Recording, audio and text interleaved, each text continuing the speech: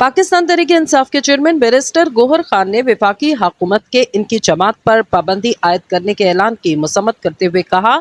कि ये supreme court of Pakistan के फैसले की खुल्लम खुल्ला खिलाफ वर्जी और सुप्रीम कोर्ट की तौहीन है। पीर को इस्लामाबाद में पीटीआई के रहनुमाओं के साथ प्रेस कॉन्फ्रेंस करते हुए बैरिस्टर गौहर ने कहा, सुप्रीम कोर्ट ने एक फैसला दिया जिसने पाकिस्तान तहरीक इंसाफ को एक नई जिंदगी बख्शी, पीटीआई को जान दी और पीटीआई को वो दिया जो इसका हक था। पहले दिन से हम इसी के लिए जिद्दोजहद कर रहे थे।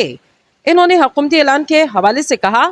कि हमारी मखसूस नशिस्तों को रोकने के लिए ये जान के कि इनके पास कोई आईनी कानूनी रास्ता नहीं, तो इसी तरह का बयान दे दिया गया।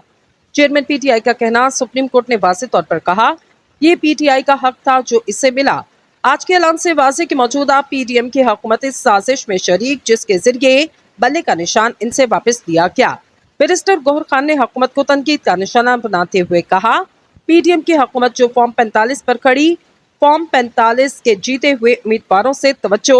हटाने के लिए वो 180 सीटें जो हम जीत चुके, इससे तवज्जो हटाने के लिए, अपनी नाअहली को छुपाने के लिए, दुबई लीग से तवज्जो हटाने के लिए, अपने कम तरीन गैर मुल्की ज़र मुबादला के ज़खायर और महंगाई से तवज्जो हटाने के लिए ऐसे इक़दामात कर रही और ऐसे बयानात इस वक्त इनकी जानिब से दिए जा रहे।